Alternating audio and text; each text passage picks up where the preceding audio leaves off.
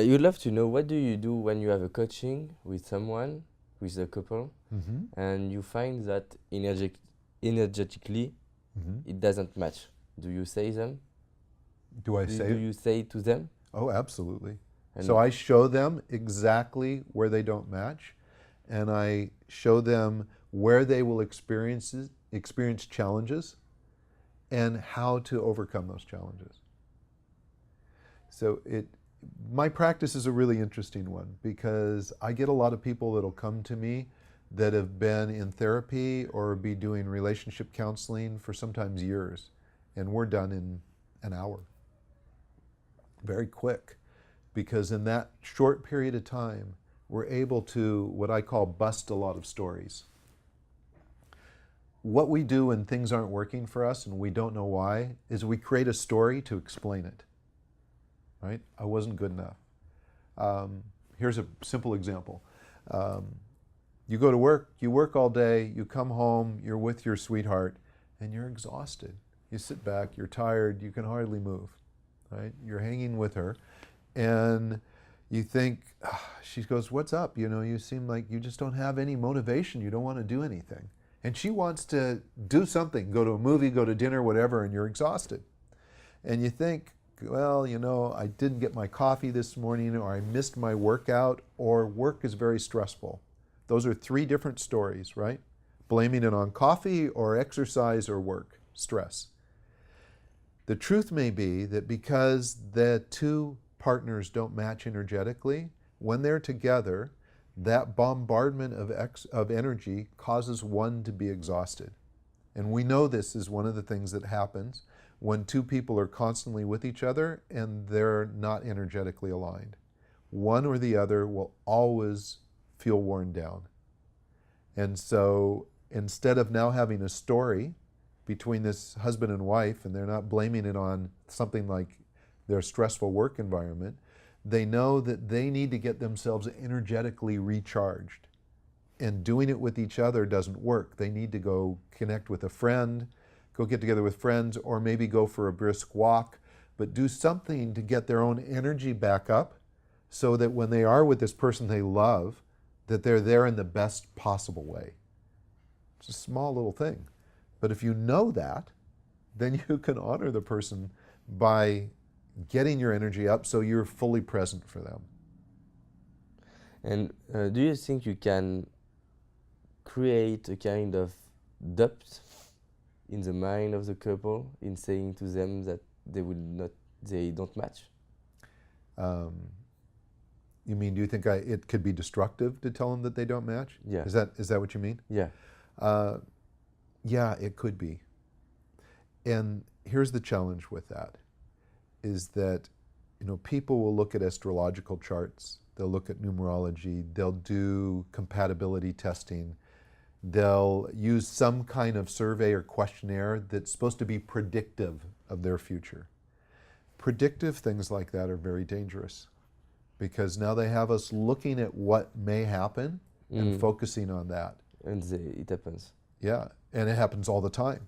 I write for a major online magazine, and I just did a massive story all about that very thing. Because the question was, do people ruin their relationships by trying to assess them in advance? And in many cases, there's truth to that. So they find out they're not a match, or the astrology says you're not a match, or a Myers-Briggs or Persogenics or Berkman or whatever system says you're the wrong color or quadrant, and they go, well, this won't work. Well, again, I'll come back to two people show up in each other's life for a reason. Better to understand how to show up in the present and discover what that reason is, rather than determining in the future it won't work. That's insanity. That's folly. And we do a disservice to our relationships by doing that. That's living anywhere but in the present.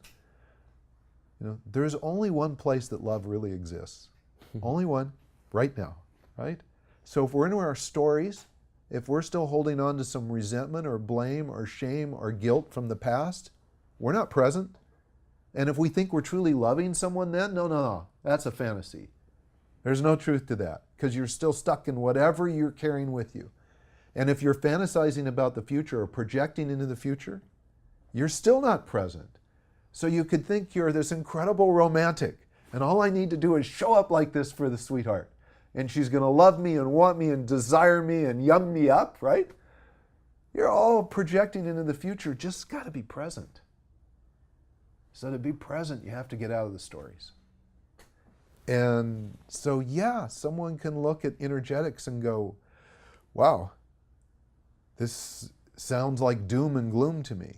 Or they can look at it and they can realize they've just turned on the lights. And, the best analogy I can give you about how I think most of us go through our lives is we go into this really big room, our environment. And in the center of it, there's a little 5-watt bulb, and it's shining down this little white light. And we stand under the light, we go, I recognize this. I see me, I see you, whoever's within that light, we're good, right? But we can't live in that space. We're human beings, we explore, we want to know what's going on. We're inquisitive creatures by nature. And if we lose our interest in that, we might as well just shrivel up and die, give up, check out, let someone else eat the food, right? So we're going to wander outside of that light.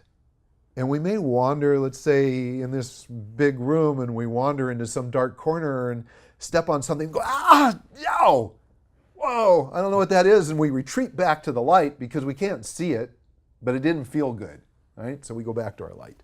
And we're back there underneath that light for a while. And then we go, this isn't working, I can't stay here. And so now we wander out again and we go a different direction because something over there didn't feel so good. We go a different direction, all of a sudden we bump our knee and go, oh, crap, that hurt. And we go back to the light, right? And we stay in that little light. So we live our lives a lot like that, and we're trying to illuminate it more by learning from others, by listening to gurus, by listening to great leaders and great luminaries. And indeed, they help us illuminate a bigger space. So that illumination only goes so far if energetically you keep having to retreat. So what we're doing by showing you your energetics is taking out that 5-watt bulb and putting a 1,000-watt bulb up there. Everything's bright. And here's the interesting thing. So when the room's all illuminated, you look in that one corner and you look on the ground and you go, well, crap, no wonder that hurt. There's tacks all over the floor. I was stepping on tacks. No, I don't want to step on those. So you know to stay away from that, right? But you know why.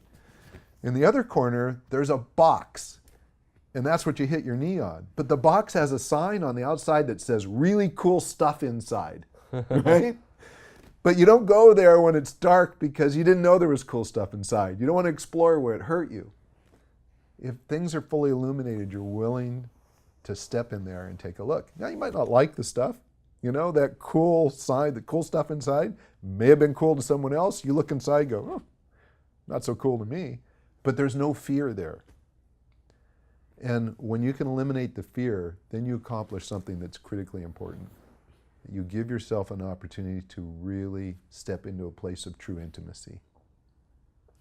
If you want a quality relationship with anybody, not just romantic, you need to be able to have an intimate relationship, an intimate, mature intimate relationship. And there's different levels of intimacy. And to reach a level of intimacy where we're willing to be vulnerable and authentic and show up and be completely present and not full of fear, not needing to retreat to someone else's belief or someone else's principles that aren't necessarily ours, but stand in our own and be willing to be wrong maybe, or even be willing to feel some discomfort or pain or emotions and feel through those and know that they're yours. That level of intimacy is critical for any kind of relationship. And you don't hear intimacy spoken a lot about in the business world. But we need to be intimate with ourselves. That statement, into me I see, right, is very valuable. But when it comes to relationships, if we really want to be in a place where we can create together, co-create, discover things serendipitously, really live a joyful, blissful life, we have to reach a level of mature intimacy, almost true intimacy. And that takes time to build, But we have to get rid of all the stories to get there, or we never get to that place.